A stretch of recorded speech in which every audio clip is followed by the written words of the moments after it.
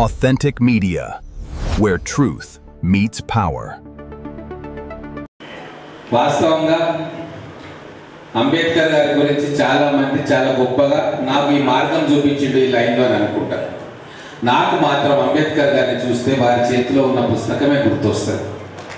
ఇది నిజంగా నా మనసు లోతుల్లోంచి చెప్తా ఉన్నాను.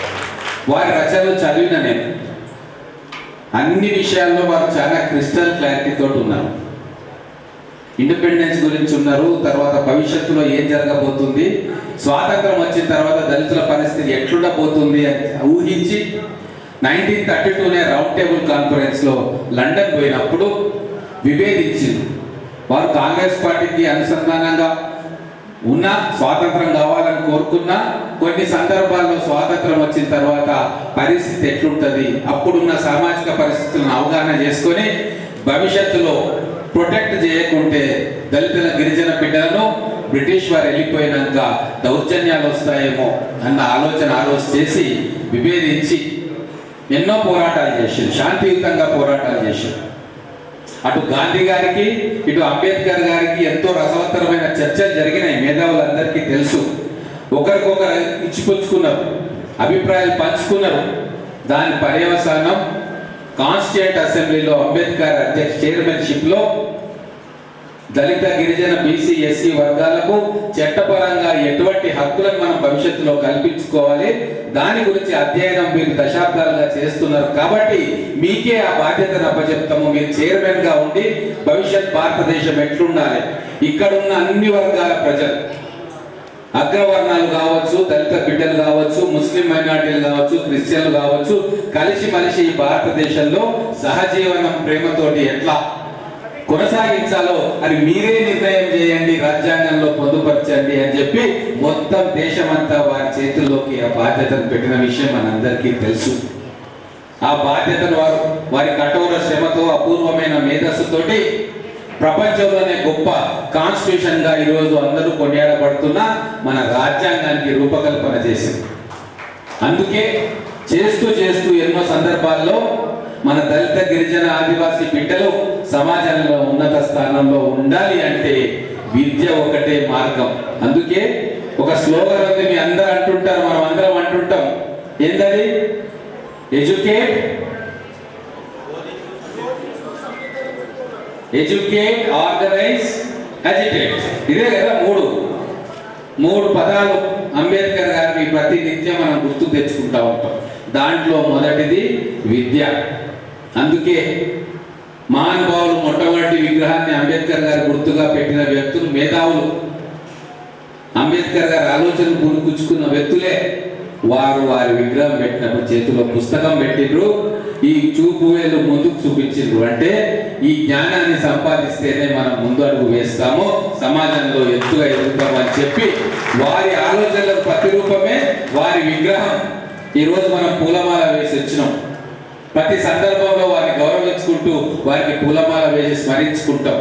ప్రతి సందర్భంలో ఆ పుస్తకం మనకు గుర్తొస్తుంది, వారు చూపించే మార్గం ముందు కనబడతా ఉంటుంది. అందుకే ఈరోజు మన అందరం కలిసి మన పిల్లలను చదివించుకోవాలి. ఈరోజు ఆ పిల్లలను చూస్తుంటే చాలా సంతోషం వేస్తూ ఉంది. హాస్టల్లో ఉండే పిల్లలు, స్కూళ్ళల్లో కాలేజీలో ఉండే పిల్లలు, మనం వచ్చినా రాకున్నా, మన నాయకులు వచ్చినా రాకున్నా, ఆ పిల్లలు మాత్రం టెన్షన్గా వచ్చి జగజీవన్ రామ్ గారి పుట్టినరోజైనా, మహాత్మా జ్యోతిబా పూలే పుట్టినరోజైనా, లేకుంటే ఈరోజు అంబేద్కర్ గారి పుట్టినరోజైనా వారు మాత్రం టెన్షన్గా వస్తారు. ఎందుకంటే అంబేద్కర్ గారు రాజ్యాంగాన్ని రాసింది, బోధనలు చెప్పింది ఆ పిల్లల భవిష్యత్తు కోసం, భావి భారత భవిష్యత్తు కోసం. కాబట్టి వాటి మీద దృష్టి పెట్టుకుందాం మనందరం. ఇంతకుముందు గ్రామాల్లో ఇంకా మనం వెళ్ళి చెప్పాలి, ఓటును అమ్ముకోవద్దు అని చెప్పి పెద్దలు చెప్పారు చాలా మంది. వాస్తవం. ఈరోజు మీరు అందరు చైతన్యమూర్తులు ఇక్కడ ఉన్నారు, ఎన్నో ప్రజా ఉద్యమాల్లో పాల్గొన్నారు. అందరితోటి తెలంగాణ ఉద్యమంలో ఎన్నో గంటలు మీతో కలిసి ముందుకు పోయిన సందర్భం మాకు తెలుసు. ఇక్కడున్న ప్రతి ఒక్క దళిత నాయకుడితో ఆత్మీయ సంబంధాలు ఉన్నాయి. వారి కష్టాల్లో మేము, మాకు అవసరం ఉన్నప్పుడు వారు కలిసిమెలిసి నడిచిన సందర్భం. అనేక సమస్యల మీద ఇదే మహబూబ్ నగర్ హెడ్ క్వార్టర్ మీద, ఈ గడ్డ మీద మనం కలిసి పోరాటం చేసినాం. ఎన్నో సమస్యలను కూడా మనం పరిష్కారం చేసుకున్నాం. అందుకే ఓటును అమ్ముకోవద్దన్న నినాదం కూడా చాలా గొప్ప బలమైన నినాదం. అది ఖచ్చితంగా మన దళిత, గిరిజన, ఆదివాసీ, బీసీ బిడ్డలు వాళ్ళ ఇళ్లలో, వాళ్ళ కాలనీలలో దీన్ని మనం ప్రచారం చేయాల్సిన బాధ్యత ఉంది. ఎందుకు అంటే ఇప్పుడు మీకు తెలుసు, డీలిమిటేషన్ జరుగుతూ ఉంది. ఎస్సీ స్థానాలు, ఎస్టీ స్థానాలు, అలాగే బీసీ స్థానాలు, బీసీలకు 42% రిజర్వేషన్, ఇవన్నీ చర్చలకు వస్తున్నాయి. మళ్ళీ ఇటువంటి సందర్భంలో ఖచ్చితంగా ఓటు ప్రాధాన్యతను మళ్ళీ ఒకసారి తెలిపాల్సిన అవసరం, ప్రతి ఓటర్ దగ్గరికి పోవాల్సిన అవసరం మనందరి మీద ఉంది. ఈరోజు ఏమైతా ఉంది, ఈ పాంప్లెట్ చదివిన 90% సంపద కొందరు మంది చేతుల్లో ఉంది. ఈరోజు బ్యాంకుల లోన్స్ కానీ పెద్ద పెద్ద పారిశ్రామికవేత్తలకే వస్తున్నాయి తప్ప, నేను ఏదో వ్యాపారం చేసుకుంటా అంటే 1000 క్వశ్చన్స్ వేస్తారు బ్యాంకు. ఇదంతా మాకు తెలుసు. ముద్రాలో ఇచ్చిండ్రు పేపర్లో అడ్వర్టైజ్మెంట్ వస్తుంది. నేను దాదాపు ఒక 50 మంది మేనేజర్లు అడిగిన, మా పిల్లలు ఏదన్నా పెట్టుకుంటారు ముద్రాలో ఇవ్వండి అంటే, లేవు సార్ ముద్రాలో అంటారు. దానికి పాన్ కార్డ్ కావాలి, అది కావాలి, మీ ప్రాపర్టీ డాక్యుమెంట్స్ కావాలి, సర్టిఫికేట్ కావాలి, రకరకాల ఒక 50-60 డాక్యుమెంట్లు అడుగుతారు. అదే ఒక 10,000 కోట్లు లోన్ రావాలి ఒక పారిశ్రామికవేత్త కంటే, కళ్ళు మూసుకొని ఆయన అక్కడి నుంచి ఫోన్ చేయగానే ఇక్కడ నుంచి పాస్ అయిపోతూ ఉంటారు. ఇదందరూ మనందరికీ తెలుసు. కాబట్టి ఈరోజు మనందరం కూడా రాబోయే రోజుల్లో మన పిల్లల్ని తయారు చేసుకోవాలి. మీరందరూ మా నరసింహన్న లాంటి అందరికంటే సీనియర్ మా బాలన్న, తర్వాత నరసింహులు గారు సీనియర్స్, ఇక చాలా మంది ఉన్నారు. మా కృష్ణన్న కూడా సీనియర్, ఇక్కడ కింద కూర్చున్న పెద్దలు కూడా సీనియర్లు ఉన్నారు. మనం పోరాటాలు చేసినాం, ఎన్నో సాధించుకున్నాం, ఇంకా సాధించుకునే కొన్ని ఉన్నాయి. కానీ రేపు మన పిల్లలు కూడా మనలాగా పోరాటాలు చేయొద్దు. వాళ్ళు సరైన దారిలో నడిచి ఉన్నత స్థానాల్లోకి ఎదగాలంటే మనం ఏమేం చేయాలి అని కూడా మనం ఆలోచన చేసి వాళ్ళ భవిష్యత్తుకు మార్గం ఏర్పాటు చేసే బాధ్యత మా మీద ఉంది, మీ మీద ఉంది, అధికారుల మీద ఉంది, మనందరి మీద ఉంది. కాబట్టి మీరు కార్యాచరణ చేయండి. ఖచ్చితంగా మన గ్రామాలకు, బస్తీలకు పోవాలి. పిల్లల చదువు మీద, అలాగే ఓటు విషయంలో అమ్ముకోవద్దన్న విషయం మీద, మన హక్కులను ఎట్లా కాపాడుకోవాలన్న విషయం మీద మనందరం తిరిగి గ్రామాల్లోకి వెళ్ళాల్సిన అవసరం ఉంది. దానికి టీం ఏర్పాటు చేసుకొని మీరు వెళ్తా అంటే మన పిల్లలకు కానీ, మన తల్లులకు కానీ, మనం ఓటు విలువ కావచ్చు, మన చదువు విలువ కావచ్చు చెప్పడానికి ముందుకు వెళ్తా అంటే ఖచ్చితంగా అన్ని రకాల సహాయ సహకారాలు నేను చేస్తా. మీకు కావాల్సిన వెహికల్ కావచ్చు, కరపత్రం కావచ్చు, అవన్నీ కూడా ఇవ్వడానికి మీ ఎమ్మెల్యేగా నా బాధ్యతగా భావించి నేను చేయనీకే సిద్ధంగా ఉన్నా. మా యాంకి రమేష్ గారు ఉన్నారు కదా, వీరు ఎలక్షన్ కంటే ముందు ఒక టీము తీసుకొని, పరిగి రామన్న మీకు తెలిసే ఉంటుంది, రామన్న మాదిగ వారు కూడా ఉద్యమకారులే, కొంతమంది గ్రామాల్లో తిరిగినప్పుడు ఎలక్షన్ కంటే ముందు ఇదే అంటే ఈ పార్టీకి ఆ పార్టీకి ఓటేయమని వాళ్ళు చెప్పలే. ప్రతిరోజు పోయి కూర్చొని చెద్దరేసుకొని చుట్టుముట్టు అమ్మలక్కలను పిలిపించుకొని, ఎలక్షన్లు వస్తున్నాయి కదమ్మా, ఓటు అమ్ముకోవద్దు, మనము మీకు నచ్చిన వాళ్ళకి ఓటేయండి, మీకు ఎవరు మంచి చేస్తారనిపిస్తే వాళ్ళకి ఓటేయండి తప్ప ఎవరు డబ్బులు ఇస్తే వాళ్ళకి ఓటేయాలని చెప్పి మీరు దయచేసి అనుకోవద్దు అని చెప్పి వారికి చేసిన పిక్చర్లన్నీ నాకు పంపించారు. నాకు చాలా సంతోషం వేసింది. ఎవరి ప్రోత్సాహం లేకుండా ఓటు హక్కును, ఓటు విలువను అట్లా చాలా మంది చేస్తూ ఉన్నారు. దాన్ని ఒక యజ్ఞం లాగా, యుద్ధం లాగా మనం చేస్తేనే రాబోయే రోజుల్లో మనం ఒక తరాన్ని తయారు చేసిన వాళ్ళం అవుతాం. ఇప్పుడు నేను చెప్తున్నా వినండి, బీసీ రిజర్వేషన్ కోసం పోరాడుతున్నాం, డీలిమిటేషన్ జరుగుతూ ఉంది. మనకు ఎస్సీల సీట్లు విపరీతంగా పెరగబోతా ఉన్నాయి. ఆ లెక్క మీకు కూడా తెలుసు. మరి ఎవరు కావాలి దాంట్లో? ఎమ్మెల్యేలు ఎవరు కావాలి? రిజర్వేషన్ అయినా సరే, ఎస్టీ అయినా, ఎస్సీ అయినా, లేక బీసీ అయినా, ఎవరైతే ప్రజల మధ్యలో ఉంటారో, ప్రజల కోసం కొట్లాడతారో, ప్రజల కోసం ఉద్యమాలు చేస్తారో, ప్రజల పక్షాన మంచిని మంచి, చెడు చెడు అంటారో వాళ్ళు ప్రజాప్రతినిధులు కావాలి తప్ప హైదరాబాద్ లో కూర్చొని ఆ స్కామ్ ఈ స్కామ్ చేసి నోట్ల గట్టలతోటి, సూట్ కేసులతోటి మళ్ళా ఇంపోర్ట్ అయినోడు ఎమ్మెల్యేలు, ఎంపీలు అయితే ఏం లాభం? అది కాదు అంబేద్కర్ కోరుకునేది, అది కాదు ఇప్పుడున్న ప్రభుత్వం కూడా కోరుకునేది. అందుకే ఓటు విలువ, విద్య విలువ ఖచ్చితంగా మళ్ళొకసారి మనం ఒక యజ్ఞం లాగా చేయాలని చెప్పి మీ అందరినీ హృదయపూర్వకంగా నేను మీ అందరినీ కూడా కోరుకుంటా ఉన్నా. ఒక చౌరస్తాలో ఉన్న మనం ఈరోజు 75 సంవత్సరాల స్వాతంత్రం అయిపోయింది. 75 సంవత్సరాల్లో మనం ఎన్నో పోరాటాలు చేసినాం, ఎన్నో ఫలితాలు వచ్చినాయి. కానీ ఆ ఫలితాలు మళ్ళీ మన పిల్లలకు ఉపయోగపడేటట్టుగా వాళ్ళ తర్వాతి తరానికి ఉపయోగపడేటట్టుగా మనం ఆలోచన చేస్తే ఖచ్చితంగా మన ఉద్యమాలకు, మన సాక్రిఫైసెస్కి, మన త్యాగాలకు ఒక విలువ ఉంటుంది, మనకు కూడా ఆత్మతృప్తి ఉంటుంది అని చెప్పి భావిస్తూ ఇక్కడ ఒక ఇష్యూ ఉంది. ఒకటి ఎస్సీ హాస్టల్ ఇష్యూ. అది ఖచ్చితంగా మన కలెక్టర్ గారికి చెప్తా ఉన్నా, విజిట్ చేయండి. పోయిన కలెక్టర్ గారు కూడా విజిట్ చేసిండ్రు. బౌండరీస్ మార్క్ చేయండి. ఎవరైనా సరే, ఎవరికి అలాట్ చేసినా సరే అది తీసేసి ఖచ్చితంగా అక్కడ ఎడ్యుకేషన్ సంబంధించిన ఫెసిలిటీస్ పెడతాం. అక్కడ డైనింగ్ హాల్ లేదు, పిల్లలు కూర్చొని తింటా ఉన్నారు, వాళ్ళకు హాస్టల్ కడతామా, లేకుంటే ప్లే గ్రౌండ్ కడతామా, లేకుంటే డైనింగ్ హాల్ కడతామా, ఇంకేం కడతామా అనేది ఆలోచన చేసి దాన్ని బౌండరీ వాళ్ళు ఫిక్స్ చేయాల్సిన బాధ్యత ఎవరిది? అధికారులది. నేను మళ్ళీ చెప్తా ఉన్నా, కలెక్టర్ గారు ఉన్నారు, అడిషనల్ కలెక్టర్ గారు ఉన్నారు, మేమంతా ప్రేమతో బతికేటోళ్ళం. ఏదైనా ఒక నిర్ణయం తీసుకున్నప్పుడు మంచి చెడ్డ దాన్ని తీసుకొని దాని డాక్యుమెంట్లను పరిశీలించి ఏం చేయాలి అని నిక్కచ్చిగా చేసే బాధ్యత రాజ్యాంగం కేవలం అధికారులకు ఇచ్చింది. నేను ఈరోజు సంతకం పెడితే ఆ భూమి వీళ్ళకి కాకుండా పోదు, వాళ్ళకి కాకుండా పోదు, అది చేయాల్సిన బాధ్యత, ఆ హక్కు రాజ్యాంగం అంబేద్కర్ గారు కేవలం అడ్మినిస్ట్రేషన్ మెషనరీకి ఇచ్చింది. మనం సూచనలు చేస్తాం, అడుగుతాం, నిరసనలు చేస్తాం, దీక్షలు చేస్తాం, ప్రజాస్వామ్యబద్ధంగా మనకున్న హక్కులన్నింటినీ కూడా అమలు పరుచుకుంటాం. కానీ తుది నిర్ణయం తీసుకోవాల్సింది న్యాయ నిర్ణేతలుగా ఉండాల్సింది అధికారులు. వాళ్ళకే ఆ పవర్ వచ్చింది కాబట్టి మీ అందరి సమక్షంలో వారిని కూడా నేను కోరుతా ఉన్నా. ఇక మేము ఉంటాం, 2 ఏళ్ళు వెళ్ళిపోతాం, మేము ఈ సమస్య సాల్వ్ చేయలేము అంటే అది కుదరదు. ఖచ్చితంగా చట్ట పరిధిలో సాల్వ్ చేయాల్సిందే. డబుల్ బెడ్రూమ్ గురించి మొత్తుకుంటున్నా నేను 2.5 సంవత్సరాల నుంచి. సాల్వ్ చేయండి దీన్ని అంటే ఎవరు కూడా ముందుకు వస్తలేరు.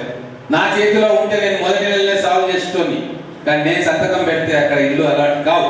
అధికారులు సంతకం పెడితే తప్ప ఇల్లు అలాట్ అవుతాయి. అదే మహబూబ్ నగర్ మండలంలో ఇష్యూ లేదు, పిలిచినాం, మాట్లాడినాం, డ్రా తీసినాం, వాళ్ళ ఇల్లు వాళ్ళకి కేటాయించినాం. మరి ఇక్కడ మహబూబ్ నగర్లో ఎందుకు పని జరగట్లేదు అని చెప్పి నేను ఈ రోజు మీ అందరి సమక్షంలో మీ తరఫున కూడా నేను అధికారుల ముందు ఈ విషయం పెడతా ఉన్నాను. సీరియస్నెస్ ఉండాలి, సిన్సియారిటీ ఉండాలి. ఒక లైన్ తీసుకొని చట్టబద్ధంగా జరిగిందా జరగలేదా, ఓ 10 మందికి నష్టం జరగవచ్చు, లేదా 10 మందికి లాభం జరగవచ్చు, మన అనుకున్న వాళ్ళకు రాకపోవచ్చు, లేదా మన ప్రత్యర్థులైన వాళ్ళకి ఇల్లు రావచ్చు. ఏది వచ్చినా చట్టపరంగా, న్యాయపరంగా వాళ్ళు ఎలిజిబుల్ అయితే, సూటబుల్ అయితే వాళ్ళకు చట్టం వాళ్ళ హక్కులు వాళ్ళకి ఇప్పించాలి. అది ఇప్పించాల్సిన బాధ్యత కేవలం అధికారుల మీద ఉంటుందన్న విషయాన్ని కూడా మీరు అందరూ కూడా గమనించాలని చెప్పి కోరుకుంటూ, ఇప్పుడు సమస్య వచ్చింది, సీరియస్ సమస్య, అది అనుకోకుండా అయ్యింది. ఎందుకు అంటే మైనార్టీలకు డెవలప్మెంట్లో లేదు అని చెప్పి అనుకునే వాళ్ళకు కేటాయించాలంటే ఒక 20 పనులు లిస్ట్ అవుట్ చేసుకున్నాం. ఆ 20 పనుల్లో ఒకటి వాళ్ళకు కూడా ఎడ్యుకేషన్ కోసం లైబ్రరీ పెట్టడానికి, హాల్కి ఒకటి బిల్డింగ్ ఉంటే బాగుంటుందన్న ఆలోచనతోటి ఎక్కడ ఉండాలి అంటే ఆల్రెడీ ఒకటి ఉంది కదా అన్న ఒక ఆలోచన చేసి అది ఎవరి ప్రమేయం కాదు, ఆల్రెడీ ఒక ఎగ్జిస్టింగ్ స్ట్రక్చర్ ఉంది, దాన్ని తీసి మంచిగా కడదామన్న ఒక ఆలోచన తప్ప ఎవరి మధ్యలో విభేదాలు సృష్టించాలనో, మనిషికి ఇబ్బంది పెట్టాలని కూడా ఎవ్వరు ఆలోచన చేయరు. కాకపోతే దాంట్లో ఒక సెంటిమెంట్ యాడ్ అయ్యింది అనేది ఇప్పుడు అందరికీ అర్థమవుతాం. మాకు ఇది అంబేద్కర్ కళాభవన్ ఉంది కాబట్టి దీన్ని అద్భుతంగా డెవలప్ చేసుకోవాలన్న ఆలోచన తర్వాత కొంతమంది మిత్రులకు, పెద్దలకు వచ్చింది. అందులో కూడా తప్పుపడాల్సిన పని లేదు. వాళ్ళ విషయాన్ని కూడా, వాళ్ళ ఎమోషన్ కూడా జాగ్రత్తగా ఆలోచన చేసి డెసిషన్ తీసుకోవాల్సిన అవసరం ఉంది. కాబట్టి ఇక్కడ మహబూబ్ నగర్ కు దళితులు కావచ్చు, మైనార్టీలు కావచ్చు, బీసీలు కావచ్చు, వాళ్ళందరూ కూడా సమానమే. అందరూ కలిసిమెలిసి కుటుంబ సభ్యులాగా ఇన్ని సంవత్సరాలు ఉన్నారు. విడదీయాలని ఎంతమంది ప్రయత్నం చేసినా కలిసి కట్టుగా ఒక జట్టుగా ఉన్న సందర్భం ఈ 70 సంవత్సరాల్లో మనం చూసినాం. ఎప్పుడో ఎక్కడికి ఉంటుండే, ఇప్పుడు అన్ని పోయినాయి. గత 25-30 సంవత్సరాల నుంచి హాయిగా మన అందరము కలిసి మెలిసి ఒక కుటుంబం లాగా బతుకుతా ఉన్నాం. మనకు కొన్ని అనుమానాలు ఉన్నాయి, మనకు ఒక ఎమోషన్ కూడా అటాచ్ అయ్యింది కాబట్టి అక్కడ కూడా ఒక ఎమోషన్ ఉంటుందేమో, ఒక అనుమానాలు ఉంటాయేమో. కాబట్టి అధికారులకు నేను చాలా స్పష్టంగా చెప్తా ఉన్నా, పెద్ద మనుషులను పిలవండి. ఇక్కడ పెద్ద మనుషులను, అక్కడ పెద్ద మనుషులను, ఎవరో నిర్ణయం తీసుకోండి. సీనియర్ మోస్ట్ ఎవరు ఎట్లయితే అట్లా, అనుభవం ఉన్న వాళ్ళను, లీగల్ నాలెడ్జ్ ఉన్న వాళ్ళను, లేదు న్యాయవాద వృత్తిలో ఉన్న వాళ్ళను ఒక 5 పిలిచి కూర్చోండి, మంచిగా మాట్లాడండి. మీ విషయాలు, వాళ్ళ విషయాలు అన్ని విందాం. విన్న తర్వాత దీన్ని అమికబుల్ సొల్యూషన్ ఎట్లా చేద్దాం. సొల్యూషన్స్ చాలా ఉంటాయి. ఒక సొల్యూషన్ వినోద్ గారు చెప్పింది, దానికి కొంతమంది ఒప్పుకుంటలేరు, కొంతమంది ఒప్పుకుంటున్నారు. ఇంకో సొల్యూషన్, ఇంకేదైనా మంచి ల్యాండ్ దొరుకుతుందా, మంచి ల్యాండ్ దొరికితే దానికి అవతల ఒప్పుకుంటారా, యువతలో ఒప్పుకోరా, ఇవన్నీ కూడా కూర్చొని ఓపెన్ హార్ట్ తో డిస్కస్ చేసుకుందాం. ఇక్కడ మాకు ఎమ్మెల్యేగా కావచ్చు, అధికారంగా కావచ్చు, ప్రభుత్వ పరంగా కావచ్చు, అందరూ సుఖంగా సంతోషంగా ఆప్యాయంతో అన్నదమ్ములాగా ఉండాలన్న భావనే తప్ప ఒకరికి ఏమో చేద్దాం ఒకరికి ఏమో తగ్గిద్దామన్న ఆలోచన ఎక్కడ కూడా అనువంత కూడా ఎవరికి ఉండదు. కాబట్టి దీన్ని త్వరలోనే ఈ 2-3 రోజుల్లో, వారం రోజుల్లో ఒకసారి కూర్చోండి. కలెక్టర్ గారు, మీరు కొద్దిగా దాని సీరియస్ ఇష్యూ ఇది రోజు రోజు పెరుగుతూ ఉంటే అది ఎక్కువైతుంది, వారికి తక్కువ కాదు. అనవసరంగా అగాధం ఏర్పడుతుంది, అన్నదమ్ముల మధ్యలో ఒకరికొకరు అనుకునే పరిస్థితి వస్తుంది. అట్లా కాకుండా చూడండి, ప్రత్యామ్నాయ మార్గాలు అన్వేషించండి. అందరికీ బిఆర్ అంబేద్కర్ జయంతి శుభాకాంక్షలు. ఈరోజు జయంతి జరపడానికి వచ్చేసిన గౌరవ ఎమ్మెల్యే గారికి, మైనారిటీ వెల్ఫేర్ చైర్మన్ గారికి, మేయర్ గారికి, డిప్యూటీ మేయర్ గారికి, గౌరవ ఎస్పీ గారికి, అందరి పెద్ద నాయకులకి, విద్యార్థులకి, మీడియా మిత్రులకి నా నమస్కారం. అంబేద్కర్ గారు ఒక గొప్ప నాయకుడు. చాలామంది చాలా డీటెయిల్గా వారి జీవితం సంబంధించి చెప్పారు. వారు ముఖ్యంగా మన భారతదేశానికి మన కాన్స్టిట్యూషన్ ఇచ్చారు, తయారు చేశారు. మొత్తం కాన్స్టిట్యూషన్ వారి ద్వారా తయారు చేయడం జరిగింది. ఈ కాన్స్టిట్యూషన్ ద్వారానే మనకు అందరికీ సమానంగా రైట్స్ వచ్చింది. రైట్ టు ఎడ్యుకేషన్, హెల్త్, ఇవి అన్నిటి వచ్చింది. ఈరోజు చాలా మంది పిల్లలు ఇక్కడ ఉన్నారు. ఈ అంబేద్కర్ జయంతి ఒక ఫార్మాలిటీ లాగా జరుపుకోవడానికి కాదు, వాళ్ళ జీవితంకి ఈరోజు గుర్తు చేయడానికి, వాళ్ళు ఎంత కష్టపడి వాళ్ళ జీవితంలో విద్య చేసి ముందుగా వెళ్ళారు. ఇది ఒక్కసారి ఇన్స్పిరేషన్ చేయడానికి ఈ రోజులు ఉంది. సో మీరు కూడా దయచేసి నాకు ఒకటే రిక్వెస్ట్, 10 నిమిషాలు ఈ రోజు ఇచ్చి వారు జీవితం సంబంధించి చదివి వాళ్ళు ఎంత కృషి చేశారు, ఎలా విద్యకి ప్రముఖత ఇచ్చి ముందుగా వెళ్ళారు, ఎలా మీరు కూడా పోవచ్చు, ఏదైనా దేశానికి హెల్ప్ చేయొచ్చు, సర్వ్ చేయొచ్చు. ఇది ఆలోచన చేసుకోవాలి. ఈ స్టేజ్ నుంచి కూడా చాలా మంది విద్యా సంబంధించి చెప్పారు. సంతోషం నాకు. ఇదే మన అడ్మినిస్ట్రేషన్కి కూడా ప్రయారిటీ ఉంది. వేరే ఇష్యూస్ ల్యాండ్ సంబంధించి కూడా చెప్పారు, అదే కూడా త్వరగా రిజాల్వ్ చేయడానికి తప్పకుండా ప్రయత్నం చేస్తాం. సో మరొకసారి మంచిగా జరపడానికి సోషల్ వెల్ఫేర్ డిపార్ట్మెంట్కి కూడా నేను ధన్యవాదాలు చెప్తాను. అందరికీ ధన్యవాదాలు.